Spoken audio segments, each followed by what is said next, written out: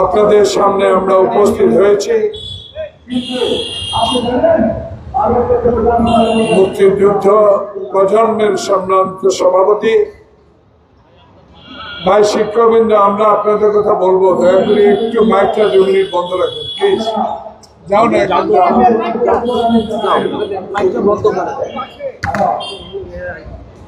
জনাব সভাপতি উপস্থিত, আমার সম্মানিত সহকর্মীবৃন্দ,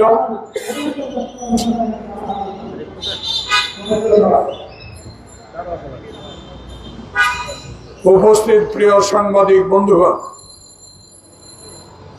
মুক্তিযুদ্ধের প্রজন্ম, একজন মুক্তিযোদ্ধা হিসাবে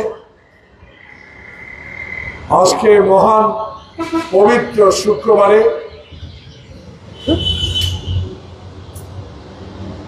জুম্মা মোবারক আজকে সবাইকে। এখনো বেঁচে আছি,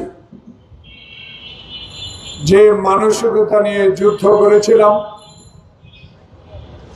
স্বাধীন হওয়ার 54 বছর পরেও এখনো কেন দাঁড়িয়ে বলতে হয়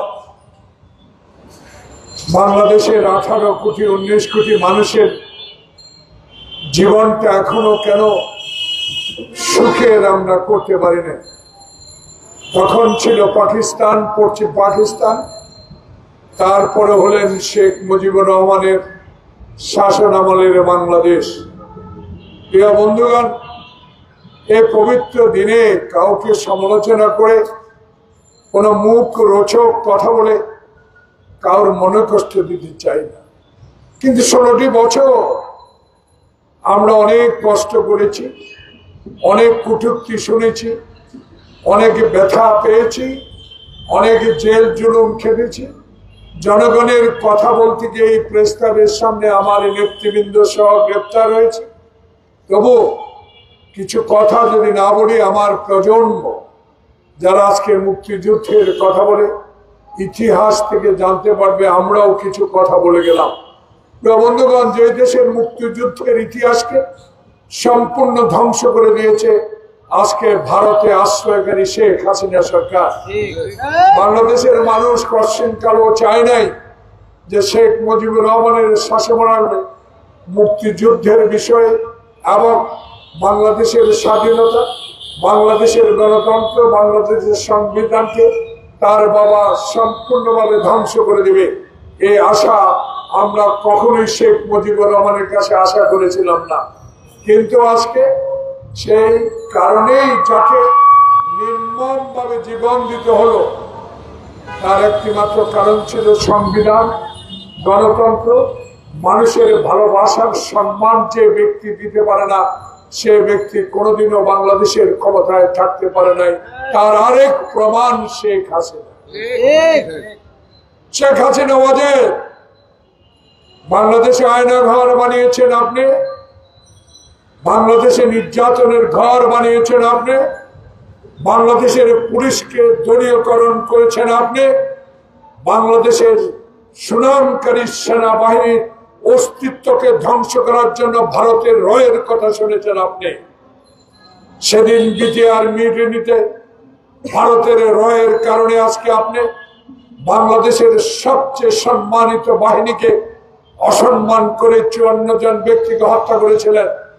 আজকে সেই শেখ মুজিবের কন্যা বাংলাদেশ থেকে বিতাড়িত হয়েছে খোকন মুগ্ধের রক্তের বিনিময়ে। আজও খোকন মুগ্ধের রক্ত না, শুধু ছাত্র বৈষম্য জনতার আন্দোলনে হাজার হাজার আমার ভাই বোন আজকে পঙ্গুত্ব বরণ করে বাসায় দিন যাপন করছে।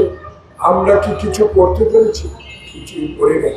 যদি আজকে এই সরকার এই বৈষম্য ছাত্র জনতার আন্দোলনে আহত যারা নিহত হয়েছেন, আহতদেরকে যদি আওয়ামী লীগের 16 বছরের একজন এমপি অর্থ জোগাড় করে এদেরকে চিকিৎসা করাতেন, তাহলে আজকে আহতরা চোখের পানি পেত। ব্যর্থ হয়েছেন আপনারা। কজনকে ধরেছেন? রকিব, নুরুল হুদা, আউয়ালের এই 3 নির্বাচনের মধ্যে দিয়ে বাংলাদেশের গণতন্ত্র ভোটাধিকারকে যেভাবে এই শেখ হাসিনা সরকার কলঙ্কিত করেছে, সেই 3 নির্বাচনের প্রধান নির্বাচন কমিশনার কি আইনের আওতায় আনতে পেরেছে? তাই আজকে প্রজন্মের দাবি শুধু নির্বাচন নয়, এই প্রজন্মের দাবি ছিল 6 মাস। আপনাদেরকে সময় দেওয়া হলো। ওই 3 বারের নির্বাচনে 900 এমপির মধ্যে মাত্র 41 জনকে গ্রেপ্তার করেছে, আর বাকিগুলো লুটে নিয়েছে বাংলাদেশের সম্পদ, অর্থ। বাংলাদেশের পুলিশ বাহিনীকে ধ্বংস করে দিয়ে যাদেরকে শেখ হাসিনার ব্যক্তিগত কর্মচারী করেছেন, তাদের মধ্যে থেকে কয়জনকে ধরেছেন? এবং জনগণ এখন আঙ্গুল দিয়ে দেখিয়ে দিচ্ছে সচিবালয়ে বসেও শেখ হাসিনার যারা এই পুলিশ মুক্ত খোকনকে গুলি করেছে, প্ল্যান করেছে, শেখ হাসিনার নির্দেশ শুনেছে, তারাও এখন এই পুলিশ বাহিনীতে কাজ করছে।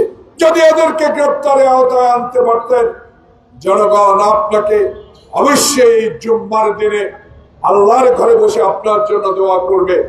দোয়া করি আমরা এই জন্য আপনাকে, বিশ্বের দরবারে আপনি একজন গুণী ব্যক্তি।